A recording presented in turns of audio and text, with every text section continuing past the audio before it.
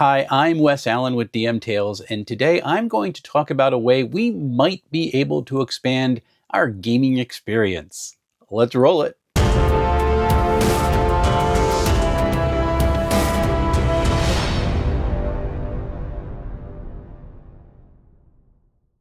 Before we begin, I want to shout out everyone who has shared, liked, commented, and subscribed to any of the videos on this channel.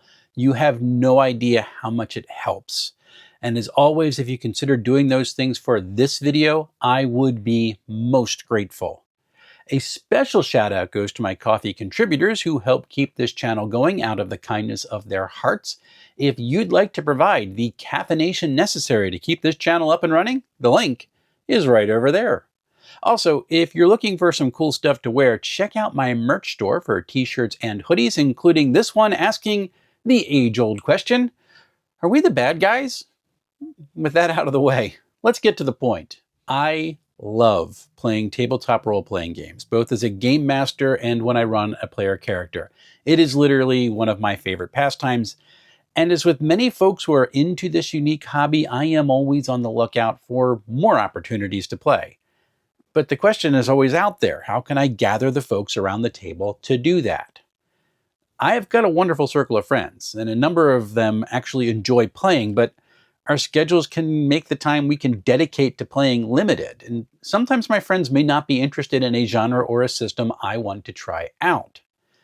I can move to online play because that's one way to extend my relational reach a bit, and the convenience factor of online play is nice, but sometimes even my introverted self wants to play a game with people who are sitting around a physical table and rolling real dice. This is where third places come into play. All right, so what is a third place? There's a number of conceptions of the term, but the one I'm using refers to any place that isn't home or something that's for civic engagement, like work or a spot for specific public actions. These are places where folks can interact with others they may not otherwise meet, which in turn gives us an opportunity to widen our circles of relationship. That's always a good thing. When we're attempting to expand the folks with whom we play, a third place is then an ideal location to utilize. Since the third place isn't owned by anyone, folks may feel more comfortable accepting an invitation to an open game than they would if it was at, say, somebody's house. When looking to establish a third place game, either as an ongoing campaign or a single adventure, there are some things to consider. Like, what's the venue? The type of game that you offer or the audience that you want to invite, and what time you can hold your game is going to impact your answer to that question. A game that's held at a brewery, for example, may have age restrictions put on it due to local ordinances, nobody under 18. A game at a library may be required to be appropriate for all ages due to their requirements for clubs and events. A coffee shop might have limited hours or limited seating. That's going to change the type of game you can offer. Knowing what sort of demographic you want to invite and what third place venues fit that demographic is important. Now, for the purposes of this post, I'm not considering friendly local gaming stores a third place because they're already owned by hobbyists and playing there can feel akin to entering into somebody's house. The unwritten rules of the space can sometimes be intimidating. But if you want to use a friendly local gaming store as your third place, I will not tell you that you are wrong. What games should you offer? My base guideline is whatever the GM or GMs want to run, as long as it's appropriate for the space and the intended audience. If you invite people to be part of creating a story and then give them an opportunity to roll funny-looking dice, once folks are around the table, the system, it doesn't really matter. It is important to note, though, that for folks who are not already invested in the hobby, D&D, it is role-playing. It's the most recognizable brand, and when you tell someone you play another system and they look at you funny, it's like D&D is the line that most often clicks on the light bulb in people's brains. If you advertise D&D, it's going to have a wider influence to draw people in. But if you call your event something that mentions D&D in the description, there's no reason you can't also say, and the D&D we'll be playing is Shadow Dark. Because it's the most recognizable brand, D&D really is the Kleenex of the TTRPG world. But my experience, and keep in mind this is anecdotal, if you advertise an event as D&D, folks can be hesitant to play anything else, and that might lead to some frustration later on if other systems are introduced. This will be a particular thorn for folks who actually do play 5e D&D. That's been my experience. So I don't advertise things when I run an event as being D&D or 5e. But having said all that, please set up your tables in any way that makes it feel like doing the event is worthwhile by your metric. How to keep the game fun. Open table games can be a bit daunting because you never know who will show up, and sometimes folks just don't play well with others. Inappropriate comments, in-game actions which annoy other players, and even the introduction of some elements which trigger phobias you couldn't have possibly known about are more possible at an open table than they are in a group which has had the time to work out the relationships all around the table. Because of this, it's a good idea to make use of some sort of safety tools. The first tool to use is disclosing story contents, though not the plot, just concepts. This way folks have a heads up on some of the general concepts they're likely to be asked to roleplay through. Also in this, you can lay out the expectations for both the GM and the other players as the game progresses. And even if it's just the classic, don't be a dick to other people at the table, and if folks point out you're being a dick, then you're being a dick, don't argue, is a valid safety tool. It tends to get overlooked because don't be a dick is perceived to be the norm of good behavior, but if someone who doesn't see it that way sits at the table, stating it as the default expectation, that just helps protect everybody. People are uncomfortable with topics that they don't even know make them uncomfortable, or they didn't think it would come up in the game, which triggers a phobia or a trauma. And for this reason, having something like an X card at the table can be helpful. If folks encounter something which puts them in a bad space and makes the game unenjoyable, they can tap the card, the scene will get rolled back or fade to black and move forward. And even if it's never used during the session, it's a way of reminding folks that the game is there to be fun for everyone at the table. And an important safety tool which is not often talked about is actually the game master. A GM's job is to make a space where the players can interact with the game world and have fun doing so. In other words, GMing, it's an act of hospitality, and the folks at the table are their guests. If a GM sees a player acting in bad faith or pursuing in-game actions which reduce the fun for the rest of the table, then the GM is right to step in for their other players. This doesn't have to be a full-on confrontation. Sometimes it can just be a simple sentence like, yeah, I'm going to amend my expected behaviors and no-go concepts moving forward, but I'm just going to let you know, I am not cool with that at the table, and then you move forward. I do want to say, a GM may be the host, but they are not responsible for the players having fun. That is the player's responsibility. A GM is responsible for creating that space where the players can have fun. And calling out bad actors is just part of it. To pay or not to pay? That is the question. Will your third place event be pay to play or free? There's positives and negatives for both options. If you charge a small fee to play, it makes sense to set up advanced reservations. That's going to both let you know how many players you can expect, and it creates some buy-in incentive for folks to actually show up. And if a third place wants to charge you for reserving tables, then charging players will offset that cost, so it's a win.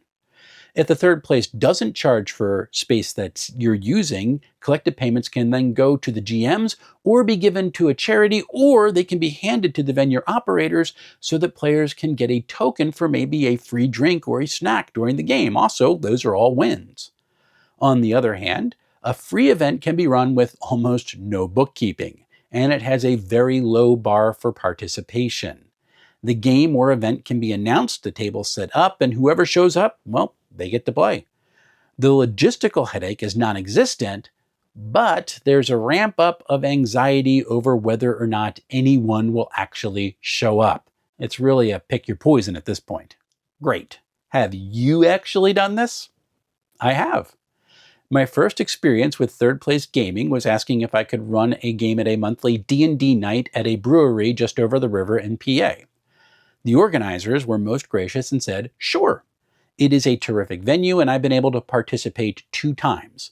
My first time out, I was able to playtest my Sentinel Comics RPG adventure that I ran at EcclesiaCon, and for my second foray, I was able to run Into the Odd, one of my favorite systems. It has been a great experience both times, although that is where I experienced some, well, I'm here to play D&D, pushback from some of the prospective players because this event is advertised as D&D specific. And I want to point out that I've never experienced that from the organizers. They are amazing folks, and I appreciate them very, very much. I plan on continuing to run there as much as I can because it's fun.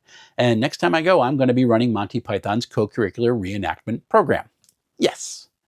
My experience in PA then inspired me to schedule an open adventure evening at our local brewery, Brewery 33 in Riverton, New Jersey. Now, their indoor seating is limited, but the folks there are gracious and said we can use indoor tables when we want. They do have outdoor seating, which serves our needs really well if the weather cooperates. The brewery is this cross-generational spot where you can encounter middle-aged folks like me enjoying a pint along single 20-somethings and young families with their kids in tow. There's even games and activities for kids to do while the parents are there hanging out. For me, this is a perfect spot to invite folks to play because it is a comfortable community space with a wide gamut of people, and the owners have gone out of their way to make it this way. So how did you summon the courage to try this? Now, that's a question a friend of mine posed to me recently, and I understand the well from which it springs. All too well. I imagine that there's 2 fears which emerge when you set off on a third place journey. First is this: people may not show up for the event, and that's disheartening. And second, the venue operator you approach may look at you like you have 2 heads and dismiss you as a nuisance when you ask to run an event there. And speaking from my own experiences with these fears, here are some thoughts on them.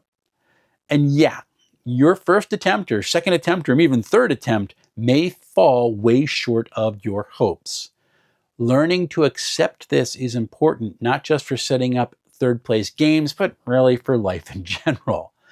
For me personally, I despise failing at something, and for a lot of my life, it kept me from stepping out and exposing myself to the sorts of potential failures that I feared. And sometimes I'd get over that paralysis long enough to try something out, but then I'd shrink back down and I'd have to work up the courage all over again to try something new. And sometimes that could take years. And I say this all because you may try and not succeed and then not want to try again right away. I understand. You may even try and succeed at first and then have something you saw as a success dwindle down into nothing, leaving you leery of attempting something again. I understand. But here's something I've learned to accept over the course of multiple failures. Even trying, even attempting something, that's a success. Something about that truth has changed my perspective enough that my cycles of relearning that lesson have become shorter over time, and I want to go back to the well again. Now, as for the venue rejecting your idea or the venue owner looking at you like you have 2 heads, please understand, that's the worst outcome that can occur. To be told no because someone doesn't get what you're trying to do. Some third place venues have specific ideas about what that entails for their setup. That's fine. Every idea isn't going to be embraced in every space. It doesn't have to be. To give yourself a better chance to avoid the embarrassment that comes with being told no, and again, that is the worst thing that can happen to you, I've got a couple of suggestions. First is this: don't cold call. Third places want to invite the local community in to get together and hang out. If you have never set foot in a place before and ask for room to run an event which may or may not be paid for, it may be off-putting. Instead, as you are able, spend some time in that third place getting to know its feel. Grab a pint with a friend, order a coffee, take out some books from the library. This makes you familiar to the people who run the third place, which is just good. But it also helps you get a feel for the venue's vibe. You may discover that a place is great for some activities, but wouldn't be ideal to set up a game there. And if the venue you approach is a business, then suggest holding your event during a time which would be most beneficial to the business. Find a time where they don't have events scheduled and use that as the time you offer to run some games. This makes it less of a hassle for the operators. They don't have to reschedule anything.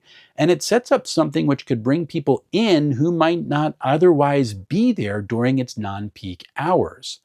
By demonstrating that you're trying to be helpful to the folks who run the third place, you increase your chances of receiving a positive response when you propose running games there. Maybe you've never considered running a table at a public third place venue, or maybe you have but didn't know where to begin. Perhaps you've been looking to expand your circle of real-world players but have been vexed by how to do that, or maybe you're like me and you just are looking for some more opportunities to play. If any of those sentences describe you, then I hope these thoughts have been helpful. There are third places out there where we can play and invite other folks who have never played before to join us at a table. And when we take some steps to utilize them, it can be a lot of fun. Coming up on the channel, I am still working through my read-through of Dreams and Machines. Again, really cool setting. It's going to be an interesting one to talk about. And after that, I have got Ironbound and then Star Trek Adventures and then 14 billion other games. Got a couple live streams coming up as well, which I will get announced on the channel very soon. Looking forward to that. And that's really all I got. I am looking forward to bringing all of this to the channel and to all of you. And until we see each other again, folks, happy playing, everyone.